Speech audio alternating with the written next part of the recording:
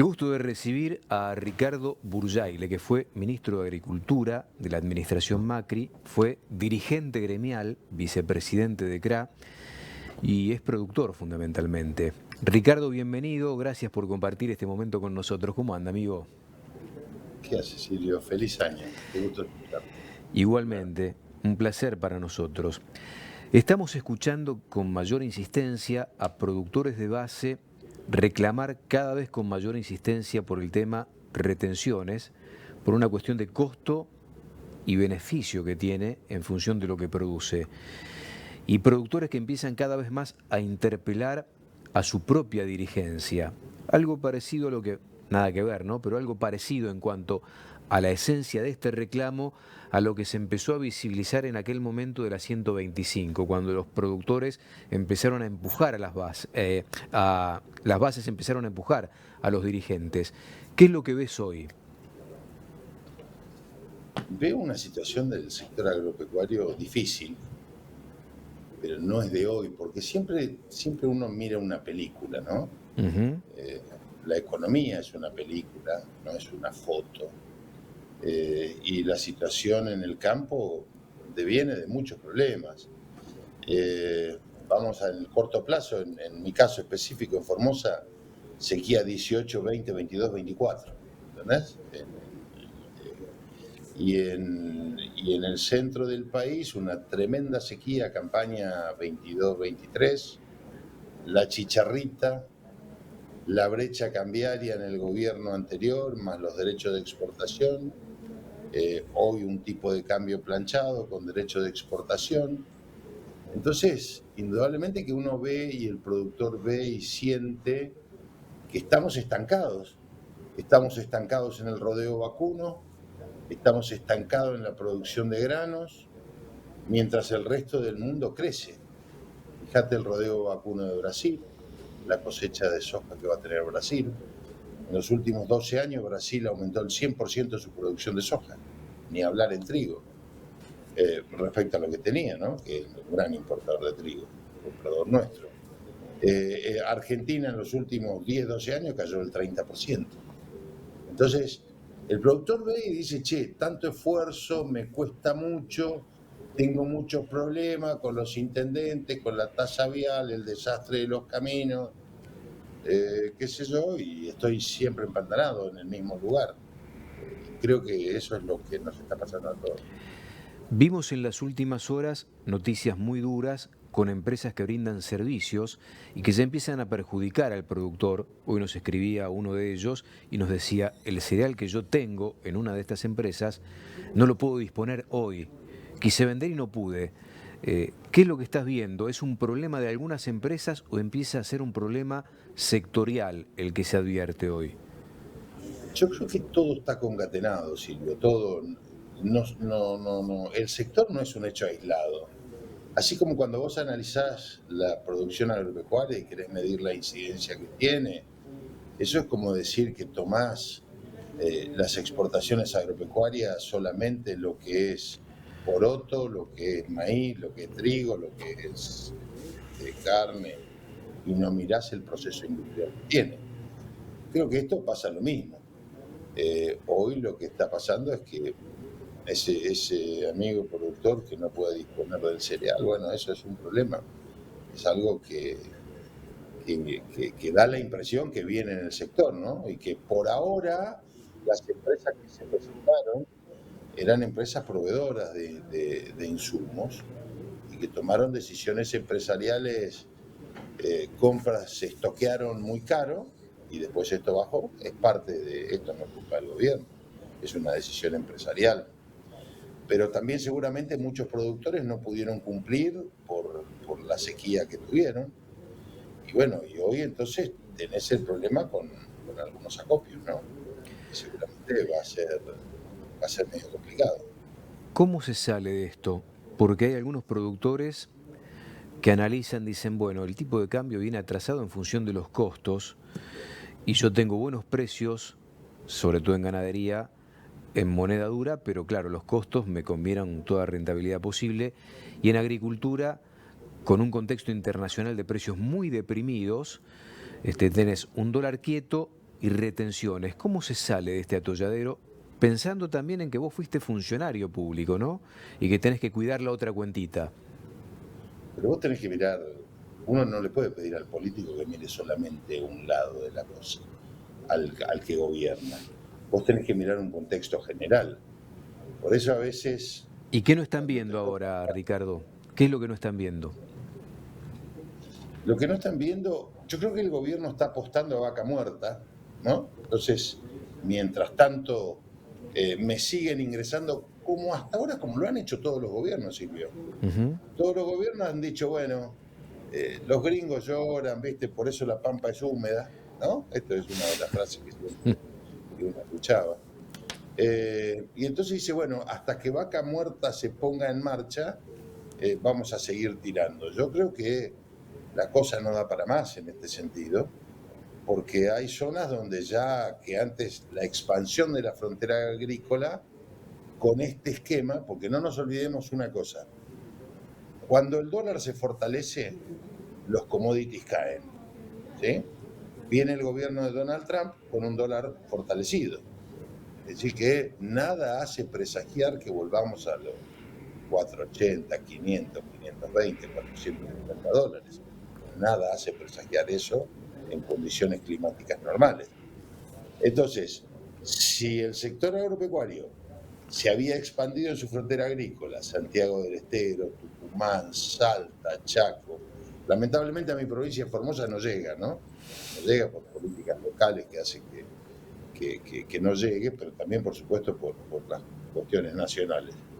Pero entonces esa expansión se va a terminar convirtiendo en una retracción, porque ya esas zonas van a tener rindes de indiferencia que no van a cubrir los costos, ¿sí? Y ahí se levantaron alambradas, se desarmaron aguadas, se vendió el plantel de vacas. Entonces, creo que el gobierno lo que tiene que mirar es cómo impacta no solamente en las cuentas fiscales, que es lógico, si yo fuera ministro de Economía, lo primero que digo es, che, no me toquen la caja. Es lo natural y lo instintivo. Pero ahí viene la decisión política de decir, che, más allá de la caja, el interior vive del sector agropecuario en gran medida, Ujú. le da vida. Pueblos que tuve la suerte de conocer antes y después de la soja, digamos, ¿no? Entonces, cuando uno mira eso, ahí estoy mirando la cuestión social, la cuestión del empleo. Y no estoy diciendo desatender la caja, estoy diciendo orientar los recursos. Porque así como hay regímenes especiales como Tierra del Fuego, también uno mira y dice, ¿cuánto cuesta eso? 2.000 millones de dólares. ¿Sí? Entonces uno mira y dice, bueno, hay sectores que aún en la Argentina tienen privilegios y que a esos sectores no los tocó ningún gobierno. Yo no estoy hablando como exministro, soy productor agropecuario y moriré productor agropecuario. La política es una circunstancia en mi vida que soy un agradecido, pero yo pienso eso, Silvio. Creo que a veces hay que mirar y al sector agropecuario se lo sigue viendo como una caja. De hecho, este gobierno quiso subir 2 puntos las retenciones. Sí. Ahora, En la ley bases, el proyecto era subir 2 puntos las retenciones. ujú. Ahora, ¿qué mirada tiene que tener la administración, no digo para beneficiar, sino para que el sector pueda encaminarse en este contexto internacional y local al mismo tiempo? Tipo de cambio anclado, costos que fueron subiendo y retenciones que están vigentes. ¿Por dónde hay que empezar entonces? Yo te voy a decir lo que creo.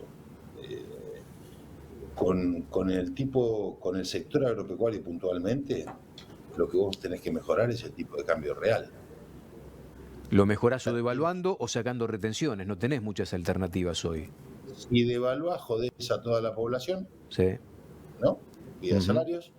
Si sacás derechos de exportación, lo que termina pasando es que te quedás con menos recursos fiscales, que lo vas a recuperar en el corto plazo. Yo te voy a poner un ejemplo. A ver. En el año 2016, nosotros asumimos el 10 de diciembre del 2015, ya estaba jugada la campaña 15-16 de trigo.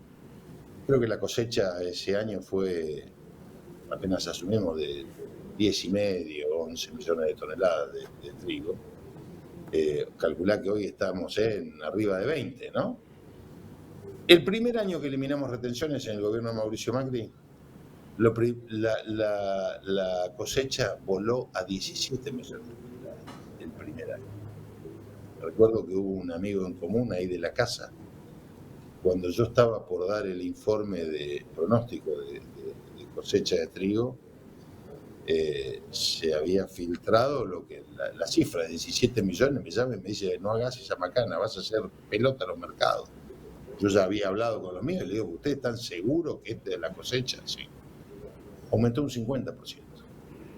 Eso significa mucho más recaudación fiscal. Y si vos te pones a pensar, porque significa, manteniendo todo lo demás, significa más impuestos a los débitos y créditos, significa más IVA, más recursos para las provincias, más impuestos de transferencia de combustible. Y estoy diciendo todo impuestos que son nefastos desde mi punto de vista, ¿no? Está claro. Para que no se malinterprete, por ahí hubo una propaganda malintencionada en eso en algún momento en la campaña. Pero estoy diciendo, vos tenés que mejorar el tipo de cambio real. Sin una mejora del tipo de cambio real, Argentina pierde competitividad, crece Paraguay, crece Bolivia, crece Uruguay, Brasil crece exponencialmente. Perdemos porcentaje de participación, perdemos participación en el mercado mundial. Entonces, la tecnología es cara. Internacionalmente vale igual para todos. No hay más barato. Lo que nosotros teníamos más barato era el combustible. Hoy el combustible estamos por encima de los valores de Brasil, por ejemplo, y de Paraguay. Entonces, yo simplemente digo, che, ¿y cuál es la razón por la que, voy a tomar las palabras del presidente, cuál es la razón por la que se los roba a los productores con derecho de exportación? ¿Cuál es el hecho imponible? Y no lo digo de hoy, porque presenté todos los proyectos como diputado para hacerlo. Y cuando fui ministro bajamos los derechos de exportación, decisión del presidente, porque yo estaba de acuerdo. Después no estuve de acuerdo, ya no era ministro, cuando subió los derechos de exportación y sí, lo dije. Pero entonces, yo lo que pregunto es que alguien me conteste, ¿cuál es la materia que grava o que le da sustento a los derechos de exportación? ¿Por qué? Porque vos podés decir, che, te cobro el impuesto a las ganancias porque te fue bien, porque compraste a tanto, vendiste a tanto y tenés la infraestructura del Estado. Bueno, listo, yo soy de los que creo que esos impuestos, donde se graba eso, son los mejores impuestos. Ahora, quiero que alguien me explique técnicamente por qué existen las retenciones, más que por la necesidad de un gobierno. ¿Por qué? ¿Qué está grabando? ¿Qué dice? No, porque si vos tenés un dólar recontra alto, bueno, ¿tenemos un dólar recontra alto? No. Bueno, entonces, ¿por qué? ¿Por qué? Porque ninguno de nuestros competidores en el mercado internacional, Australia, Nueva Zelanda, Estados Unidos, Brasil y todo lo que nos rodea, tienen derecho de exportación. Derecho de exportación tiene Kazajstán, Azerbaiyán, creo que Libia, Siria, Rusia. ¿No? Yo decía, nosotros somos los que estamos yendo a contramano. En la década del 70, Argentina tenía 60 millones de cabezas y Brasil tenía 50. Hoy Argentina tiene 54 y Brasil tiene casi 200. ¿No? Entonces, nosotros no estamos haciendo las cosas bien. Ni te cuento medirlo por habitante, la participación en el contexto internacional del mercado de carnes. Yo creo que los derechos de exportación se han naturalizado incluso en la sociedad, y cuando te devuelven ese robo que te están haciendo, la gente dice que es injusto. Pero nada dice, por ejemplo, ahora que los que exportan oro no van a pagar, ¿no? Porque se le traspapeló. Y estamos hablando de dos cosas distintas, un recurso renovable de un recurso no renovable. Un recurso extractivo y un recurso productivo. Exactamente. La soja está ahí porque la puso el tipo que la laburó. Sí, sí. El maíz está ahí, la carne está ahí. Los metales están ahí. Es cierto que hay que poner mucha plata, mucho más que lo que para hacer una tonelada de soja, por supuesto. Pero, sin embargo, esos son recursos no renovables. Ahora, nada dice la sociedad de eso, pero sí que al campo le saquen. Ricardo, un placer verte y escucharte después de algún tiempito. Lo mejor para vos, te mando un abrazo a la distancia, gracias por compartir tu mirada sobre un tema que empieza a ser un problema para el sector productivo en la Argentina, lamentablemente.